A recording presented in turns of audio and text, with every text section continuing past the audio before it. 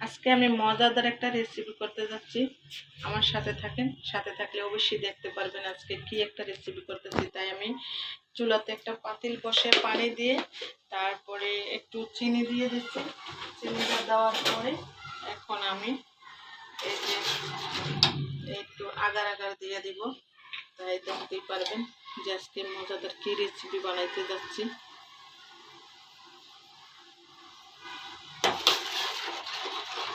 মজাদার একটা রেসিপি বানাতে যাচ্ছি। রেসিপিটা সম্পূর্ণ দেখবেন, না টেনে দেখে বুঝতে পারবেন যে আজকে রেসিপিটা আমি কী করতে যাচ্ছি।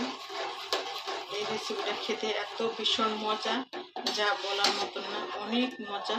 আর এই যে দেখেন আগার আগারটা একটু ইয়ে হয়ে গেছে, সমস্যা নেই, এটা একটা চাটনির সাহায্যে সেঁকে নিলেই হবে। আর চুলার আঁচটা একটু কমে আছে, তাই হয়ে যাবে ইনশাল্লাহ।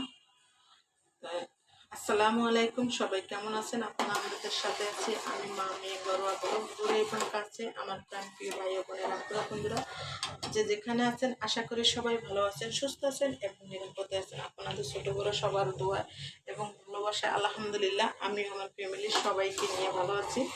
আর বলক আসছে, এখন দিয়ে দিব কি, এই যে দেখেন দিয়ে দিচ্ছি ট্যাংরা দিলে ভীষণ মজা হবে, তাই সেজন্য ট্যাংরা দিব। একটু টক টক, এটা হলো গিয়া কমলা লেবুর ট্যাংরা রান্না সেই, আর ট্যাংরা দিলে একটু টক টক ভালো লাগবে, তাই সেই জন্য ট্যাংরা দিয়ে দিলাম। ট্যাংরা দিয়ে তারপরে এখন আমি অনন্তকরণ কিছুক্ষণ নেড়ে চেড়ে নেব। এই যে দেখতে পাচ্ছেন কিছুক্ষণ নেড়ে চেড়ে নিচ্ছি। আর এখন আবার একটা ছাঁকনির সাহায্যে ছেঁকে নিব।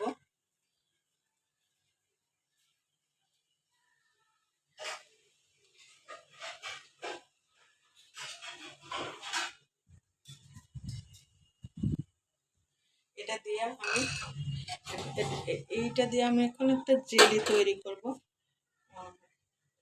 জেলিটা দিলে ভীষণ ভালো লাগবে। আর এই তো একটা ছাঁকনির সাহায্যে এখন আমি ছেঁকে নিলাম। এই যে এখন আমি সেকেন্ডের সাহায্যে ছেঁকে তারপরে কিছু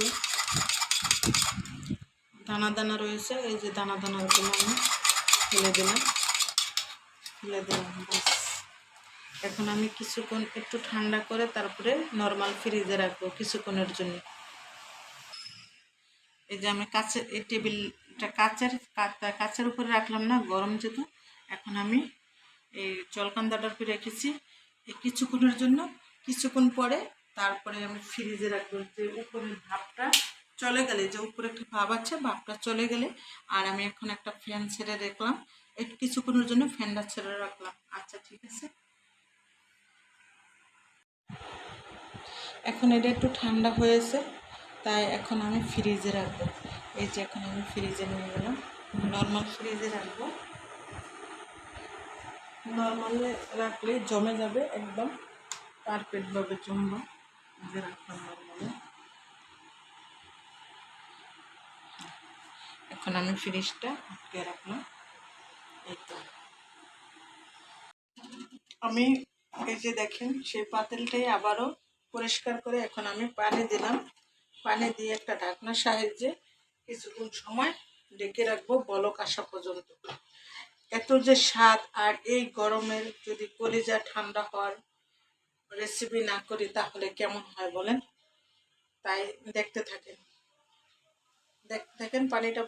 এখন আমি ফুটন্ত গরম পানির ভিতরে এই দেখেন আমার পরিমাণ মতো আমি কিছু সাবুদানা দিয়ে দেব। সাবুদানা দিয়ে দেব, আমি সাবুদানাটা ভিজাইলাম না, ভিজানোর প্রয়োজন নেই কোনো, আমি না ভিজাই সাবুদানাটা এখন দিয়ে দিলাম ফুটন্ত পানির ভিতরে। একটা কোচনের সাহায্যে এখন একটু নেড়ে ছেড়ে নেব। আরও দুবার সাবুদানা দিলাম, বুঝতে পারছেন?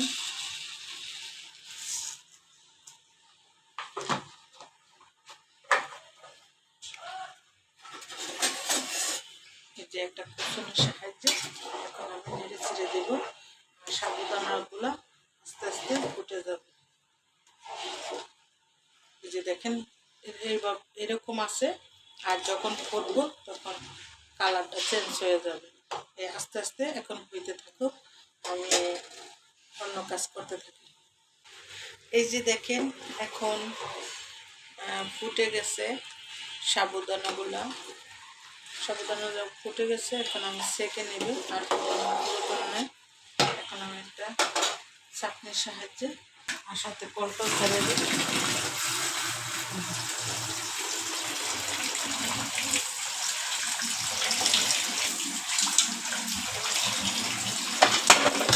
দেখতেই তো পাচ্ছেন কতটা ফুটে কালারটা চেঞ্জ হয়ে গেছে। আর এখন আমি কী করবো জানেন, এই পানির ভিতরে রেখে দেব। এই পানির ভিতরে রেখে দিলে কী হবে জানেন, দলা পাকবে না। আমি পানির ভিতরে রেখে দেব। আর আমি এই পাতিলটাই ধুয়ে নেব, যে পাতিলটি ধুয়ে নেব এখন পরিষ্কার করে নেব। এখন আমি এই পাতিলটা দিয়ে দিলাম, দিয়ে তারপরে আমি দুধ দিয়ে দেব।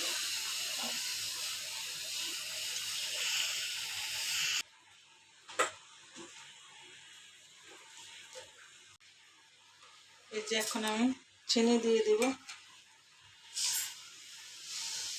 মিষ্টিটা যে যেরকম খান ওরকম। আল্লাহ, চিনির ভিতরে দিয়ে আবার পিঁপড়া ঢুকছে, 3টা পিঁপড়া একটু সেকে নিই।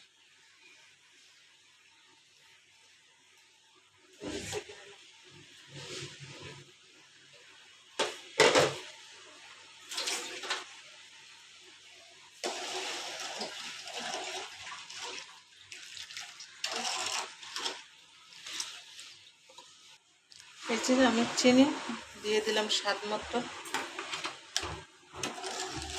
মিষ্টিটা আপনারা যে যেরকম খান ঠিক ওই রকমই মিষ্টি দিবেন, বলতে চিনিটা দিবেন। আর আমি সাথে একটু হালকা লবণ দিব, লবণ দিলে স্বাদটা দ্বিগুণ বেড়ে যাবে।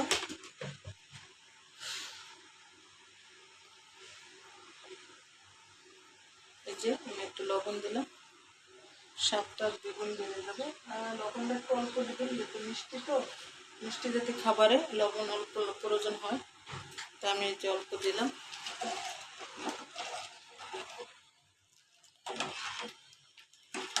হ্যাঁ, এখন আমি আগার আগারটা দিয়ে দিব। আমি কাপটার ভিতরে একটু দুধ উঠিয়ে নিলাম। এইভাবে আগার আগারটা দিলে সবচেয়ে ভালো হয়। এখন আমি একটা চামচ, কাঁটা চামচ আনবো, কাঁটা চামচের সাহায্যে এই যে কাঁটা চামচের সাহায্যে এখন আমি আর আগার গুলা গলে দিব। দেখতে পাচ্ছেন, এইভাবে গলে দিলে সবচেয়ে ভালো হয়। চুলার আঁচটা একটু কমাই দিলাম।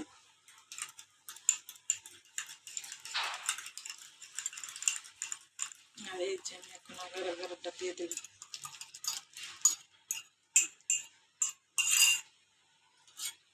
কুসুনের সাহায্যে এখন আমি অনেক তো বড় নেড়ে ছেড়ে দেব।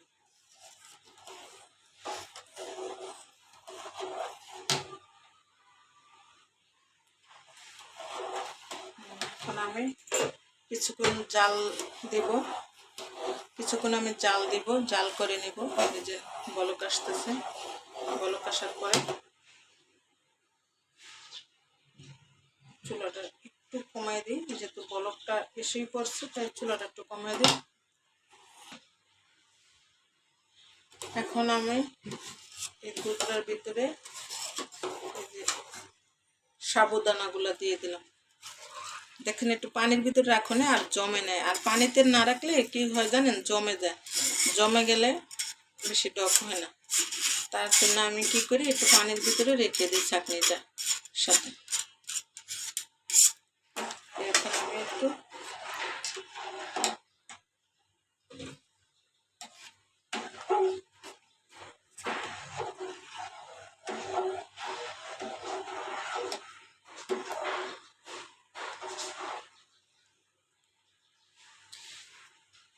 এই যে আমি যতক্ষণ পর্যন্ত বলক না আসবো ততক্ষণ পর্যন্ত একটু জাল দেব, জাল করে নেব। বলকটা আসলে তারপরে আমি বাটিতে সেট করে নেব। এই যে দেখেন, এই যে দেখেন এখন একবারে বলক আসছে সুন্দর করে। তাই এখন আমি একটা বাটিতে পরিবেশন করে নেব। তাই আমার সাথে থেকে কেউ চলে যাবেন না, চলে যাইলে মিস করবেন। পুরা ভিডিও না দেখলে কিন্তু মিস করবেন। আর এই তো দেখেন আমি এখন নামাইয়া নেব। এখন আমি বাটিতে সেট করে নেব।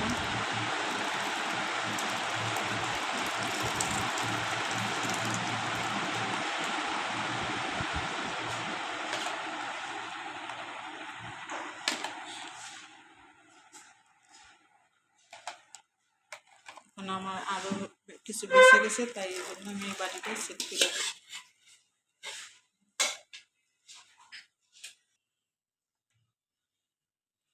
এই যে এখন এভাবে রেখে দিলাম, কিছুক্ষণ পরে সেট হয়ে যাবে। তাই আবার কিছুক্ষণ পরে ফিরে আসতেছি।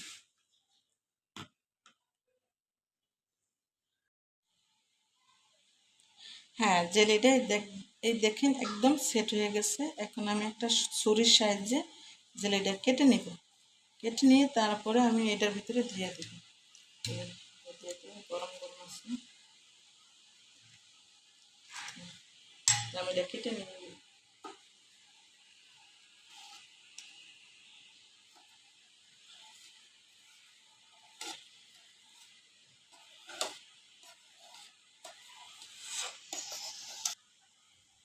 এই যে এখন আমি জেলিটা এই যে কিউব কিউব করে কেটে নিলাম। এখন আমি জেলিটা দিয়ে দিলাম, বড় সাইজের করে কাটছি। জেলিটা দিলে দেখতে একটু সুন্দর দেখা যায় আর খেতেও ভীষণ মজা লাগে।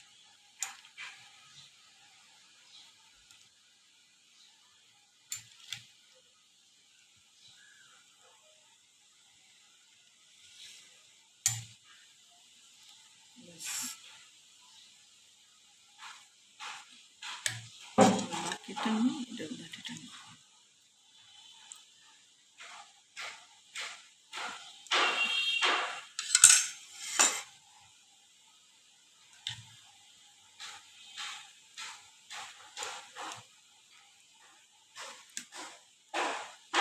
দেখতেই তো পাচ্ছেন বন্ধুরা কেমন হয়েছে। আবার আমি খাওয়ার সময় একটু দেখাবো, আমি নিজে ট্রাই করি, তারপর আপনাদের সাথে আবার ফিরে আসবো।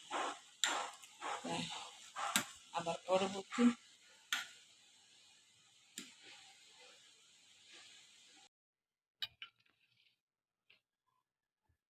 কলিজা ঠান্ডা হওয়ার পুটিন। পুটিনটা একটু কম জমছে, কারণ হচ্ছে আমার কাছে আগার আগার বেশি ছিল না, তাই সেই জন্য পুটিনটা একটু কম জমছে। তাই এইটি একসাথ খেতে অনেক ভীষণ মজা লাগে, আমার মেয়ের অনেক প্রিয়, তাই এরকম। আর যদি ফল টল সব কিছু মিক্স করতাম তাহলে কিন্তু ফালুদা হয়ে যাইতো। যাই হোক, কেমন লাগলো সবাই কমেন্ট করে জানাবেন, কমেন্টের মাধ্যমে। আমি একটু খায়া টেস্ট করে নেই। মাশাআল্লাহ, অনেক কলিজা ঠান্ডা হওয়ার জিনিস। তাই সবাই ভালো থাকবেন, সুস্থ থাকবেন। আল্লাহ হাফেজ, আসসালামু আলাইকুম।